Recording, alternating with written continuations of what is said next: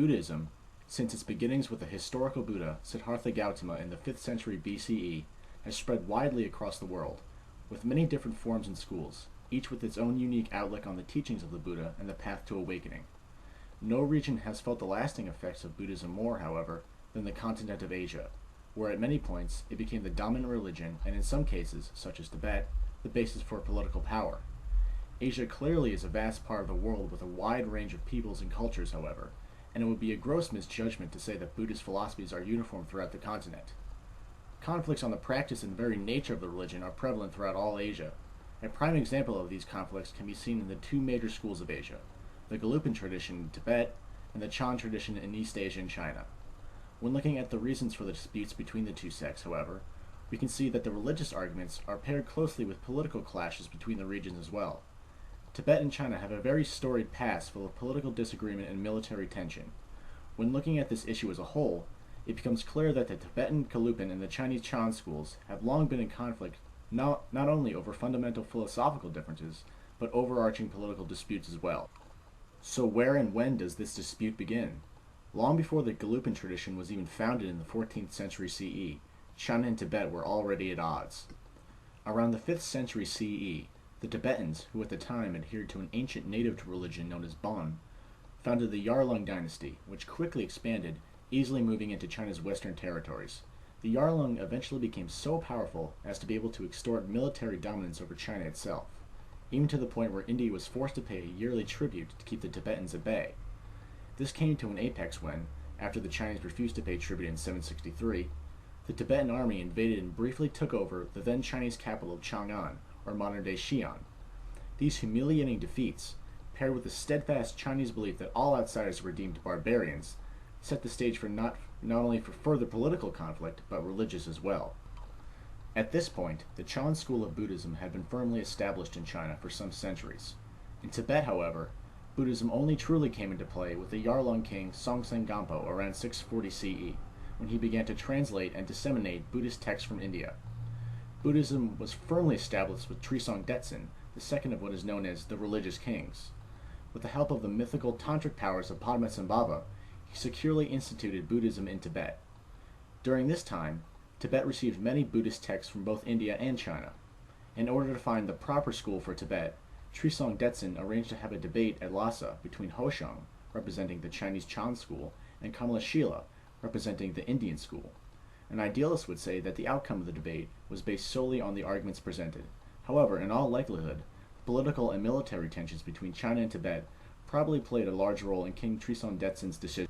Because of this, the king ended up siding with the Indian method, thus solidifying Tibet's religious outlook from that moment on. But what was this debate about? What made the Indian school chosen by Tibet so different from the one in China? To answer this, we should first look at the fundamental philosophies that make up the Tibetan Buddhist tradition. Although there were a number of different sects that developed in Tibet, the one that achieved the greatest and longest lasting influence was the Gelugpan tradition, which is still the dominant tradition to this day. The focus of the Gelugpan school is to realize the true nature of one's own mind, which is naturally of pure and clear light. However, over infinite time in our past lives living on this earth, we have become conditioned by our senses to seek the desires of the material world, causing the light in one's mind to be clouded. This is the cause of suffering and ignorance and perpetuates the cycle of rebirth. What the Tibetan tradition aims to then is the gradual reconditioning of the mind not to worldly desires, but to ideas of emptiness and impermanence. As the current 14th Dalai Lama writes, the mind does what it is used to. What we are not used to, we find difficult. But with familiarity, things which were once difficult become easy. Thus, Santidevas, engaging in the Bodhisattva deed, says, there is nothing which, with time, you cannot get used to. To establish this conditioning, practitioners are told to meditate on cultivating the 6 perfections of the Bodhisattva, which are giving, morality, patience, vigor, contemplation, and wisdom. Through a series of stages in strict monastic discipline, monks can achieve these perfections and become a true bodhisattva. The first 2 stages of this path are to realize both the impermanence of all life and the suffering in the cycle of rebirth. Monks are told to meditate on the fact that they themselves will die and that they will probably be reborn into a life of more suffering and ignorance. The third stage in the process involves ridding oneself of attachments to things of this world. This is accomplished by looking at objects more in depth and then realizing that they are not worthy of desire. In order to combat lust, for example, monks are told to think of the human body as a 9-hole leaking wound. Next, monks should develop compassion and a strong sense of selflessness. A method of cultivating this is to meditate on the love one's own mother had, and then to realize in the infinite amount of past lives, every person was at one time one's own mother. During the final stages, monks are told to meditate on the true nature of things as empty.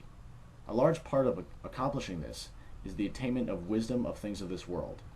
When one learns of the true nature of phenomena, then one can rid oneself of the emotions that are linked with ignorance toward how things work, such as someone whom is afraid of thunder until they learn what it actually is. As the great Mahayana thinker Nagarjuna states, one should investigate asking, whence has this come? Whither does it go? Where does it abide? Then one will know that it comes from nowhere. Wisdom is also considered in the Tibetan tradition to be the most important of the 6 perfections. Beyond this, there is also the higher tantric path, which is considered to be far more efficient and effective, yet only applicable to the most advanced Buddhist practitioners. The tantric path consists of specific rituals and visualizations that are designed to harness the body's energies into compassion. It is so advanced that it is said that only people with the proper qualifications should practice it, yet at the same time, in some cases, it is essential to achieving full enlightenment. In stark contrast with the very gradual and methodical path presented by Kamalashila in the debate at Lhasa, Hosheng Mohoyen put forth a strikingly different philosophy. According to his Chinese Chan school, Buddha nature is an innate quality in every being. Therefore, every person is born enlightened, making awakening directly accessible. This being so, Hosheng argues that one can obtain enlightenment immediately, without a long series of stages and steps. In order to achieve this flash of awakening, one must meditate and concentrate on the true emptiness of every concept that is within the mind, and even the mind itself. It is almost a stage of absolute nothingness, where one stops and abandons all thoughts. Hosheng describes it saying, "The sphere of becoming aware, of not acting according to false notions, not grasping, not settling in any thought. This is indeed liberation, prajna."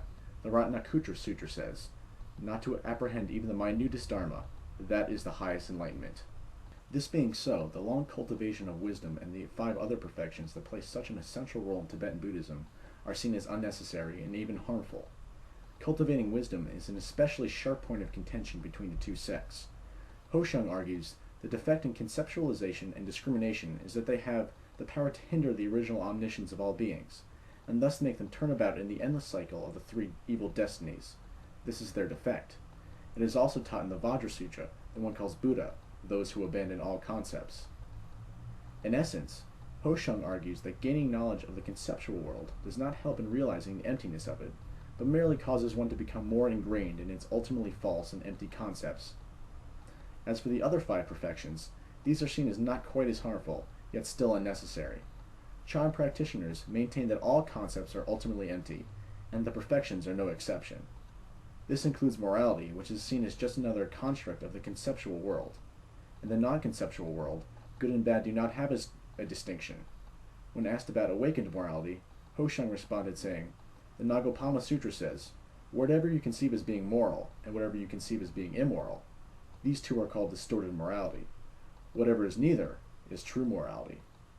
Using these perfections for enlightenment is relegated only to people with, quote, "dull facilities who have not penetrated deeply into ultimate truth," end quote. Even tantric practices, held in such high regard in the Tibetan tradition, are dismissed as false and unnecessary. Aside from their views on the path to and the nature of enlightenment, the actual makeup of these 2 schools is also at odds. The Chan rejection of wisdom gives the school a fierce anti-intellectualism, an influence gained from earlier Taoist philosophies in China. The Gelukpa tradition in Tibet, however, places great emphasis on cultivating knowledge and scholarship. Also, the Gelukpa system, with its many long stages in scholarship, leads to institutionalization, and even though at first it rejected political involvement, soon it came to dominate the secular realm as well. Because of this, Buddhism in Tibet is an elite tradition, with the practitioners being the most powerful and well-educated people in the country. The Chan